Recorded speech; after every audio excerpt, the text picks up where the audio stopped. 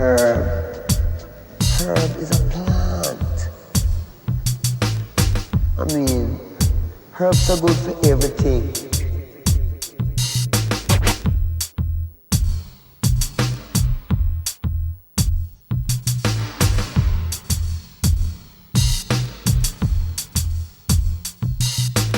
Herb.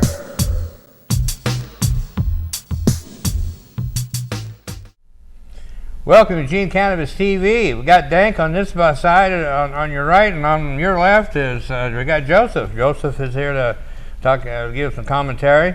The first thing I want to talk about is the Oregon Cannabis taxation, or boy, I blew that already. Oregon Cannabis Connection. Oregon Cannabis Connection newspaper, one of the sponsors of the Hemp Fest, has come out with their new latest issue. So hot off the presses. Hot off the presses, and page 7 they have the poster for the Hemp Fest.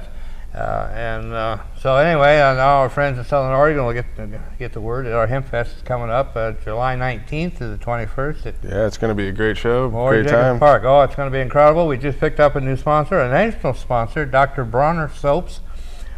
He's coming in as a sponsor, and we've got American Hemp News, also a newspaper. We've got, anyway, it just goes on, the THC Foundation again. So it's going to be great, and we're building up our Ganja Goddess cadre, and we're going to have some 420 girls there also. That energy drink I was speaking of they have a 420 girls that are models. Oh, nice. And so I guess Ganja girls all over the place. Yeah, so I guess they're going to be there too. So that'll be neat. That's awesome. Anyway, we thought we'd take a run through the news here. This has got the headlines from the StopTheDrugWar.org website, and I recommend that highly. It's a great website for information on what's going on, and you can sign up for their email list and get the same email list that I get, and it's interesting stories that run down the headlines. First one isn't really related to cannabis as far as we can tell, but number 2 is the federal farm bill has drug policy implications. Pending amendments to the House version of the farm bill include the good, the bad, and the downright ugly. Votes are coming any time, and activists are urging voters to get to the phones and call the representatives. So it has some hemp. I've forgotten the exact details. Are you up on that? Not so much up on that one. Yeah, it's got some hemp legislation in that farm bill, and I've forgotten the details. But any step forward is in the right direction. Yes, yes. The more hemp that we can grow, the better. Right. Yeah. Yeah, see, number 3 here, juries must find facts on mandatory minimum sentences, Supreme Court rules. So in a decision that should cut back on prison time for some drug offenders, the Supreme Court has held that facts used to impose mandatory minimum sentences must be proven before a jury, not a judge with a lower standard of proof. So hopefully it'll be try to improve things there. Well, yeah, that's another good step too. Like, right. If you're going to give someone the minimum sentence, you might as well be ready to, prove that. And and before a jury of your peers. Yeah, exactly. And then that brings up the jury nullification story about New Hampshire. I heard you guys talking about that last week on the show. Really, that's a beautiful thing. Everybody needs to know about is nullification. If you're ever on a juror or you're in a jury, just and you don't feel like that's the right thing to do, make your voice heard. Yep. As a juror, you can vote your conscience. So. It's incredible. Then in Nevada, this is big news. The Nevada governor signs the medical marijuana dispensary needle bills. So Nevada took steps on 2 drug reform fronts Wednesday, as Governor Sandoval signed bills creating a medical marijuana dispensary system and decriminalizing syringe possession. So. Concerning medical marijuana dispensary system, Nevada. I used to live in Nevada, and it used to be you could get a hard time for the possession of a joint. Yeah, I used to live right over the border in South Lake, over there next to Nevada, and it's great news to hear that. You know, everybody over there is it's going to draw people into their state, and the few people that are on the system now are able to hopefully have access to it instead of, being subjected to hard time because they're trying to help themselves. Yeah. And again, New Hampshire is a state that we were just talking about, that the Nevada that the jury nullified felony pot conviction. New Hampshire is poised to become the next medical marijuana state after House and Senate negotiators reached a compromise on the legislation that satisfies the concerns of Governor Maggie Hassan. That means no patient grows. So they got, it's kind of like Oregon. Of course, Oregon can grow, but it's like we have a great medical marijuana system, but we have no distribution system. Exactly. So now they're going to have they'll have a marijuana program, but no way to grow it. So that's kind of a catch-22, I guess. Yeah. Hopefully they can get enough good, solid growers that can conglomerate together and make a decent amount of medicine for everybody in that state. Yeah. Texas to drug test some unemployment applicants. See, we got another state that's, I don't know what it is about the government. They're really fascinated and seem to be have a real thing about urine. Yeah, right. They like to. I don't know. Hopefully they want to get away from that. Texas will start requiring some applicants for unemployment benefits to pass a drug test after Governor Perry signed a bill into law last Friday. Oh, Governor Perry, yes, he's the one with the R behind the name, and he showed his true R. Yeah, I would say the only people that benefit from drug tests are the people that are making drug tests. Yeah, exactly. The people trying to provide those little plastic cups. Yeah, it's interesting. Medical marijuana update. It says at least the DEA didn't raid any dispensaries in the last week. In California, the battle continues at the local level while progress is being made in several states. Chicago. So they took a week off. Yeah. Chicago police kill fleeing man in a drug area. Chicago man with a drug record who fled a traffic stop in an area of drug activity was shot and killed by police Sunday. Police said he was armed. His family said he wasn't. And that police shot him in the back. So I don't know. The drug war goes on, So yeah, hopefully they would have done some more investigation to see if he was armed, Yeah. And again, that was pretty easy to find out. Yeah. Those are stories from stopthedrugwar.org. Recommended highly. Good people there, and check them out. Get informed. Check them out, and they can actually use some help donation too. By the way, all organizations, nonprofit organizations, could excuse me, could really benefit with some help donation time. So that's something to think about. If we all pitched in a little bit, it could help other people a lot. So yeah, help other people in many different ways. Keep organizations going. And it doesn't necessarily take a big bunch of money from one person.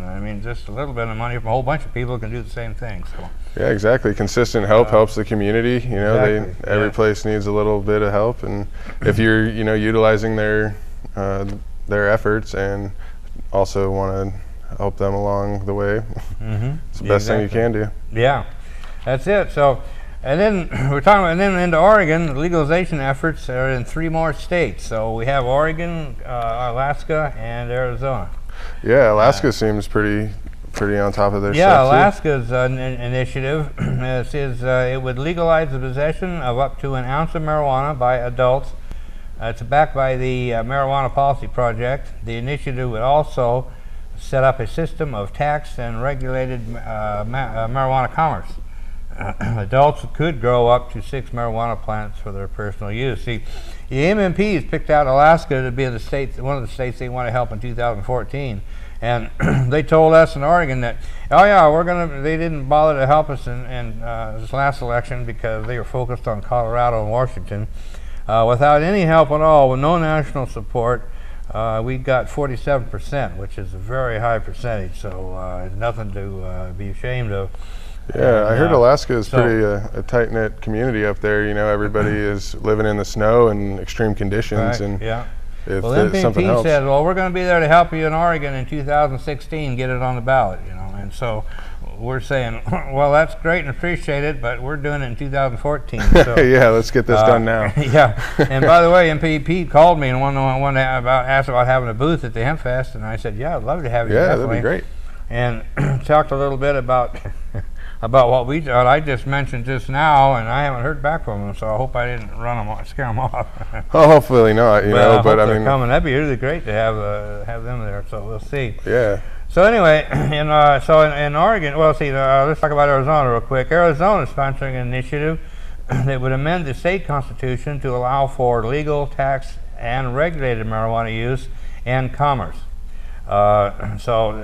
Oh, by the way, we got to back up a minute. Nevada, let's see, adults go up to 600 grams for personal use, but Arizona, you can't. It was at Arizona you could not grow. Right? Were we just looking at that? That was the other state. Oh, New Hampshire. That's right. New Hampshire. Yeah, you can't. So okay, so Arizona, okay. So anyway, yeah, and then Oregon. Paul Stanford with the Measure 80 campaign last time has filed 2 initiatives. And gathering signatures, the pre-signature phase of getting qualified to gather signatures to get it on the ballot. 2 initiatives. One will be another Measure 80, but rewritten. A lot of improvements in it from the criticisms from the last campaign. And then there's another initiative that's the private privacy. It's a constitutional amendment. Yeah. And so they're going to excuse me, they have to gather 1,000 valid signatures to start the process of collecting the signatures for the whole campaign. So if you see anybody out in front of Winco, Costco, any convenience store or anything looking like they're collecting signatures, inquire about it. If it's not something that we need you to get a signature for, it might be something that you're supporting. So check them out. That's right. Register to vote. As we say, vote and vote often. Yeah, but make your voice heard. Yeah, but yeah, register to vote. It's I've been an activist for many years, and I've heard so many people say, "Well, I don't participate; it doesn't help. It doesn't make any difference." And I always come back and say, "Well, look, the people that are voting and are participating, look what they're doing to us. So it's time to step up, and we need to turn things around." Yeah, and it's a lot easier just to say, "Oh, well, someone else will do it," Exactly. But it's a lot, you get a lot more benefits from being the person that people follow, or just being the person that changes the person next to you's mind, saying, "Well, this helps me and helps my friend, so why don't you condone that for us? Help us out a little bit." Exactly. It's a freedom issue that I keep coming back to. It's a freedom issue, and we all should fight for our freedoms. This is the land of the free, and founded on that fight. So yeah, might as well keep fighting the fight here at home. I believe so. That's correct. You betcha. So anyway, I want to wrap things up here, and like I said, the Oregon Cannabis Connection newspapers. You can pick your latest issue up at most of the smoke shops here in town. Also, most of the medical marijuana resource centers have them. We'll have them down here. We'll have them down there at the greener side. The greener side. They'll be the greener side. So if you, if you need some more questions, or if you want to know exactly where to find them, drop me an email at dankbagman@hotmail.com. That's dankbagman@hotmail.com. If you have any questions about the program, how to get on the program, how to find your medicine once you are on the program. I've had so many people contact me. Well, I'm on the program. I got a card, but where do I get it? Medicine? So, what do I do? Yeah, so that's a continuing battle. But so anyway, we had some fundraisers we're working on, so we'll be listen up. Got some stuff coming. Thanks, folks. We'll be out, and we'll see you. Be right back. Hi, I'm Cheryl. I'm from Compassion Center, and we're a nonprofit medical marijuana clinic. We help people get their cards, and we try to educate doctors and the public about medical marijuana. And I just want to talk briefly about not legalization, but what's going on in the legislature right now. We've got this incredible group of people, and we finally got it together where people are on the same page. And there's a couple of bills I wanted to talk about, in particular the Senate Bill 281, which would add PTSD to the list of qualifying conditions, which is huge, not just for veterans, but for anybody who's been traumatized. If they don't have a physical condition, now they'll be able to get their card. This has only got a couple steps to go. It's got the House Health Committee, and then the full House, and it looks like it's going to happen. So that's really exciting. The other one is House Bill 3460, and that would add dispensaries to the Oregon medical marijuana program. It's just an overlay onto the current law, something that's really needed, because we have a lot of patients that come through either their doctor signs, and they come to us and they say, now what do I do? They can't grow for whatever reason. They don't know a grower. People get taken advantages by growers. And so one of the really pluses to this thing in my mind is that patients and or growers would be able to sell a small amount of marijuana to help recoup some of their costs. So it means the little guy could be selling to dispensaries too, and everybody wins in that case. So there are a couple other things going on as well, but it's just really exciting. I highly recommend that you go on the website for the Oregon State Legislature. Follow these bills. You can do a search just by typing marijuana in there. You can see where all these bills are and follow those, and contact your representatives, senators. There's often calls to action on this, but I think it's happening, and we can all be a part of making it happen. Thank you. Welcome back. We're back, just like a bad debt. I got my friend Mike, and we got DanK here. So we're talking about things, the news stories, both statewide and well, sometimes locally. Sometimes, yeah, even up in the state of Washington, where they're still running around kind of with chickens with their head cut off, trying to figure out how we're going to have medical and recreational at the same time. That's right. We have our Washington correspondent. It's yes.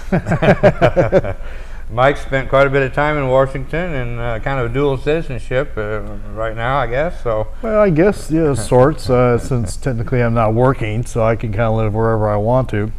But anyways, the congressional leadership in Olympia decided to try to prod the feds back east, specifically Attorney General Holder and Obama, say, hey, you know, we're going on 8 months down the road here. You guys said a couple months ago that you were going to clarify what you intend to do, and still no response. And I think there are things going on behind the scenes in Washington that we aren't privy to. The governors, I know, have met with the Justice Department and trying to alleviate their fears that things are going to migrate out of states that have cannabis, either medical or now with the tourism possibilities in both Colorado and Washington, where folks can buy marijuana, but you know, they can't take it home if they live in another state.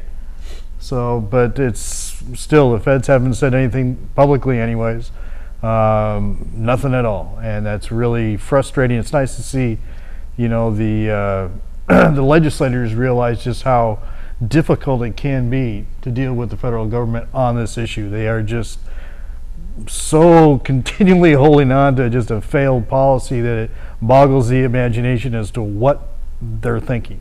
I mean, these are educated people. Maybe they drink too much, I don't know, but it's 8 months and they can't make any kind of public comment on what they're going to do. States, Colorado's already up and running. What's Washington going to do when they're up and running? You know, so it makes it almost impossible to have any kind of business, because banks can't do business with you. They got so many old archaic laws from the 80s that say, well, you can't profit from cannabis. No way, you know. Well, back in the 80s when they wrote this thing, there wasn't dispensaries. There wasn't any kind of a legalization in any shape or form, you know. And now they've got it and they won't, you know, deal with it. So it's kind of sad. Sad. Yep, frustrated by a lack of federal responses and political leadership, 7 members of the Washington's congressional delegation. Yeah. 7 members. That's and see, opponents of the reform. I saw written in an email. They're saying these are the guys that need to vote out. Yeah, especially this Kathy McMorris Rogers. I mean, she's the Michelle Bachmann of Washington. Oh, she's nuts. Oh yeah. I mean, I think and Michelle Lionheart are reading from that same Reader's Digest book that's been out for 30 years. That's where their information stops and starts, you know, and it's just like, oh, wow. Who's this Doc Hastings? It sounds like I'm not familiar with this guy, but I will get back to you on old Doc. Okay. This is another news regarding Washington moving forward with their cannabis legalization efforts as directed by the voters. The soon-to-be renamed Washington Liquor and Cannabis Control Board held public hearing yesterday that can be viewed and watched on their website. I have the website. If you're interested, again, send me an email to dankbagman.com and dankbagman@hotmail.com, and I can send you that link. Also, it's on YouTube. Washington, actually, you do a search, Washington Liquor Control Board on YouTube. They have their own videos. Mm-hmm. Yeah. Channel, yeah. It's kind of like watching paint dry, but every now and then a nugget comes through. Yeah. Yeah. So anyway, if you want to update yourself on that, that can be done. Yeah, and there's a new wrinkle. Sorry to interrupt, but they just decided today the liquor, which they don't regulate liquor anymore. It's all private stores anyways. But the Cannabis Board has said that, well, maybe growing outdoors isn't going to be a problem. You know, they've been talking around with other people there. They've realized that, hey, you're growing indoors there. That's, you know, let's talk, you know, ecology here. That's a huge drain. It's a huge expense with the lights and everything else that you need to use indoors. But the state has been adamant and said, oh, we're not going to have fields of marijuana in Washington. You know, they want to hide it all. And they, I think, come to the realization that, well, that's going to be impossible if you want to sell this stuff at prices people were going to pay for. You know, so they've decided that security won't be a problem now. That was one of their biggest concerns, is if you had, you know, huge fields of marijuana plants, you know, growing like this, that, you know, people would stop their cars, cross fences or whatever, and cut it down. I mean, they don't even know how much they need to grow. Mm-hmm. So, but anyways, they're going to rethink that, and it's nice to see this board anyways is pragmatic enough and distant enough, at least from the politics of the situation, which are pretty benign on the west side of the Cascades in Washington. Most people there, with few exceptions, are seeing that they can't fight this anymore. But you get on the other side of the hill where they might want to really grow outdoors, a little bit drier climate, not so much. There's a lot of resistance from that area. Moses Lake, Yakima, Tri-Cities, you know, more of the larger areas in eastern Oregon that's where the battle is right now. They're trying to win over the hearts and minds of people who are still afraid of this for whatever reason. The thing I wanted to ask you about was, I didn't get anything printed up on this, but I was reading some emails about people that you know on 502 that are all pissed off at the HempFest people because the HempFest was for it, so now they're pissed off at the HempFest. Well, yeah, there's just, you know, I think there's bad blood over that whole initiative. Yeah. And I sit on the board of Seattle Events, who produces HempFest, and I know from just a practical sense, we can't back anything up. We're a 501(c)(3). We're educational, you know, and so we took an open stance. Hey, we're all about the conversation. Let's hash out this. So here are you people that don't like this, and you pro 502, talk about it, and we provide a forum for that. You know, so some of this bad blood is really kind of misguided, I think, because people forget that we really are not there to support any kind of, we can't support politicians, we can't support initiatives. We can just provide the forum for the conversation to take place, for the debate, for free speech to, you know, occur. And we do that, I think, better than anybody around. So, you know, I don't want to sit there and I kind of argue over spilt milk right now. I think what we need to do is the door is open, it's legal, and we need to make sure that it works for everybody. And I don't want to see the state of Washington, like Olympia, throw patients under the bus on this thing. That's what I'm worried about right now. So they think they can make a ton of money. I just read something in Forbes, for God's sake, so using outdated money projections saying, oh yeah, Colorado and Washington can make billions. I mean, there's a lot of bad reporting that goes out there, and if you read anything from Forbes and Wall Street, take it with a grain of salt. You know, I know it's good to get out there and read other blogs besides the cannabis blogs and talking about this. If you want to get out there and work the problem, you need to see the other side of the story that's being told out there. You know, so I'm disappointed to see just talking about the money. Let's talk about the guys that are in prison. Let's talk about the guys in California and elsewhere that have been growing for medical, not street money, and they have been denied a medical defense continually in California. And you've gotten guys that have been made to be, you know, poster childs of don't do that. The Fed said it's bad, and too many of them have getting 18 and 20-year sentences. At my age, that's a death sentence. You know, so they need to start talking about really more than just how much money can be made. They need to talk about, you know, how this drug policy has ruined lives and ruined careers, and really is just, you know, gotta stop, gotta end, because it's just counterproductive in any way, shape, or form. You know, so remind your representatives when you talk to them, when you write them, that hey, don't forget the patients, don't forget why this whole thing is there, and also the people that are in jail for what now you can do legally. Yeah, November Coalition. I would keep meaning to look them up and a great group of people. About it. Yes, a great organization. They bring out tell a story of people how the drug war has affected their lives. Family members in prison. Excellent, absolutely, excellent. it's just heartbreaking, but it's still it's good to let people know. And I don't know if they're still active or not. Yes. I mean, well, as far as going to events and stuff, but I know a friend of mine built a replica of their booth where it looks like a jail, and then on both sides of the walls they had laminated pictures and stories of people, Right. of what's incarcerated and how it affected their lives and their family, and it's just interesting. There was nobody there. It was just this booth, but it was just full of information. You could just read and just swallow, take it all in. But anyway, it's They're a great organization, and they Yeah, don't get enough yeah. credit for the work that they do. You Yeah. know, but they are still there, yeah. Well, that's and just Google it. You'll find out. Yeah, NovemberCoalition.org is the website, and Mickey Norris, isn't that Mickey Norris? Chris Conrad, I believe, or at least Mickey Norris, I think, the man behind that. But I don't know. yeah, but anyway, it's a great organization. Two great people in their own right. Yes, definitely, and we definitely got to get the whole drug thing, get the law enforcement out of the whole drug war thing. You know. Well, like I said, there's money to be made on Wall Street. I mean, if you are so worried about jobs at times, because sometimes these arguments you kind of get around the rhetoric and it says, well, you guys worried you're going to lose your budgets? You know, you can't go after those nasty pot smokers, which are most of the people using drugs use weed. But hey, you know, there's a whole bunch of stuff that Holder mentioned a few months ago is why he couldn't go after the banks. Well, he didn't have enough people to do the work. You know, they are so worried about terrorism that they're throwing all the resources into that. Well, I say take those DEA guys, they're accountants, they're lawyers, right, and throw them at Wall Street. You know, there's a whole career there cleaning that mess up.